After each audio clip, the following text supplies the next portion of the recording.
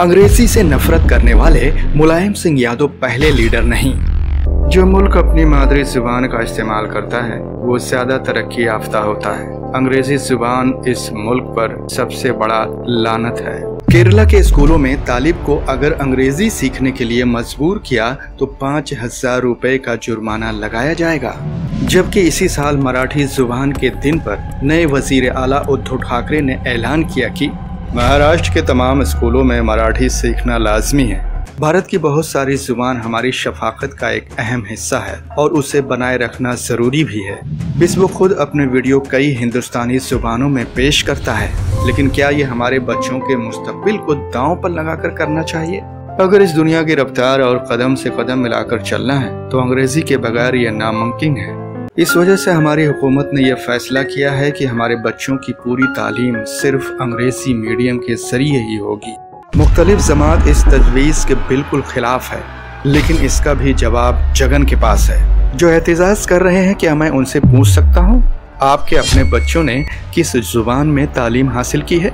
इस वीडियो के आखिर में हम आपको बताएंगे कि हमारे इन नेताओं के बच्चे कहाँ तालीम हासिल कर रहे हैं। जगन के इस फैसले की तस्दीक करता है 2013 का ये मुतालबा, हिंदुस्तान में अंग्रेजी जुबान जानने के फायदे, जिससे पता चलता है कि अंग्रेजी जानने से क्या फर्क पड़ता है। औसतन फी घंटे कमाई में जो तेज तर्रार अंग्रेजी जानता है उनकी कमाई 34% ज्यादा है। थोड़ी बहुत अंग्रेजी 13% ज्यादा उन लोगों के मुकाबले में जो अंग्रेजी जानते ही नहीं।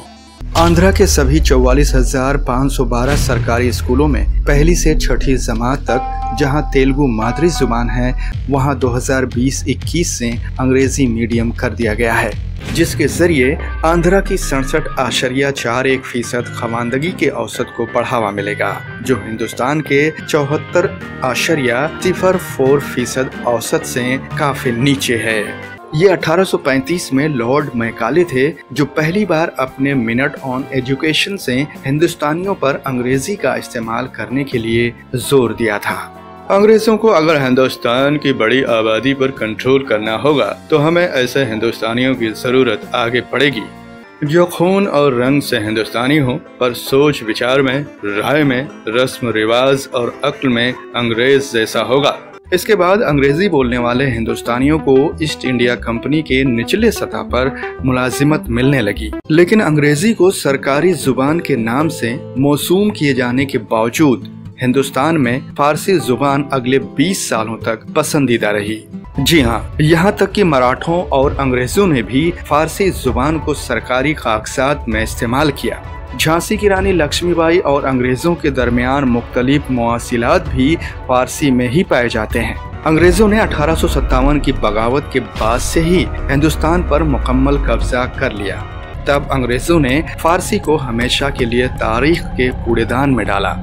1947 में अंग्रेज के जाने के बाद ऐसा लगा कि मैकाले की अंग्रेजी भी उन्हीं के साथ चली जाएगी, लेकिन जब हिंदुस्तान के कई मुख्तलिफ हिस्से हर एक अपनी मुख्तलिफ जुबान के साथ हिंदुस्तान का यूनियन की तश्कील के लिए इकट्ठा हो रहा था, न्यू मुंतखब पार्लियामेंट ने फैसला किया अगले 15 साल 1965 तक दोनों हिंदी और अंग्रेजी सरकारी जुबान ही रहेगी। उसके बाद सिर्फ हिंदी का ही इस्तेमाल होगा। लेकिन अंग्रेजी जुबान मैकाले की मर्जी के मुताबिक हिंदुस्तान के अगले तबके में अपनी गहरी जड़ें जमा चुकी थी। सिर्फ अमीरों में ही नहीं बल्कि हिंदुस्तान के आम लोगों की तख्यील में भी अंग्रेजी जुबान ने अपनी शिनाख्त छोड़ दी थी। अरे साला मैं तो साहब बन गया। जैसे जैसे वो दिन नजदीक आता गया जब से अंग्रेजी जुबान को सरकारी जुबान से हटाया जाएगा, वैसे तनाजे भी बढ़ते गए। 15 साल के इख्तिताम से एक दिन पहले 25 जनवरी 1965 के दिन तमिलनाडु में फसादात भड़क गए। वहाँ के मकबूल रहनुमा अन्ना दुरई ने एक सख्त दलील दी। अगर हिंदुस्तान में ज्यादातर लोग हिंदी बोलते हैं, इसी वजह से वो कौमी जुबान हिंदी को बनाना चाहते हैं, तो फिर उसी हिसाब से हिंदुस्तान का कौमी परिंदा मोर नहीं बल्कि कौवा होना चाहिए, क्योंकि इस मुल्क में मोर से ज्यादा कौवे मिलते हैं। मेरा क्या होगा कालिया? तकरीबन फरवरी में ही वजीर आजम लाल बहादुर शास्त्री ने रेडियो पर ऐलान किया, हम पंडित नेहरू के किए हुए वादे पर अमल करेंगे। जब तक लोग चाहेंगे तब तक अंग्रेजी का इस्तेमाल रहेगा। पढ़े लिखे और नफीस भारत में सबसे लंबे समय तक रहने वाले वजीर आला मगरबी बंगाल के ज्योति बसु 1981 में। मगरबी बंगाल में छठी जमात तक अंग्रेजी नहीं पढ़ाई जाएगी, यहाँ अंग्रेजी नहीं चलेगी, हम मार्क्सवादी हैं।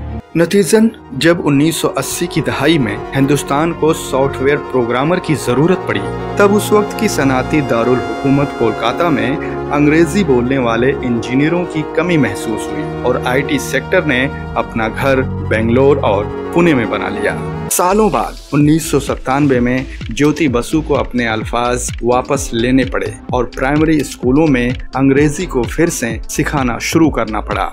जनूबी हिंदुस्तान की 5 रियासतों जिन्होंने अंग्रेजी को अपनाया, उनका सालाना फी आदमी आमदनी 1,90,776 रुपए है। इसके मुकाबले में उत्तर प्रदेश और बिहार, जिन्होंने सिर्फ हिंदी का इस्तेमाल किया, बहुत कम है।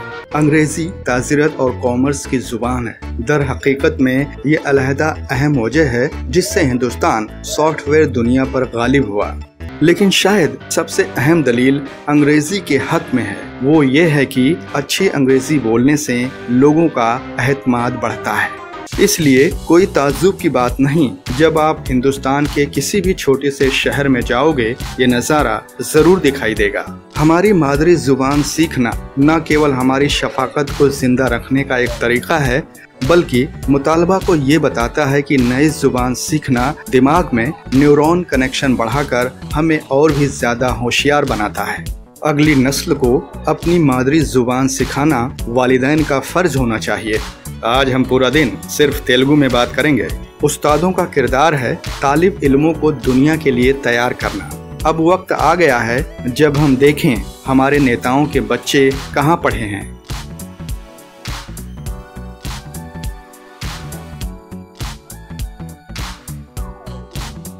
बिस्बो की शायरी, अपनी जुबान सबसे मीठी, हर इंसान को हो ये इल्म, पर अंग्रेजी खिड़की दुनिया की, जिससे दुनिया को लेते जा। नहीं तनाज़े से फायदा है कोई, फिर क्यों मचाता है ये शोर, है तरक्की से जुड़ना हमको, मत छोड़ो अंग्रेजी की डोर।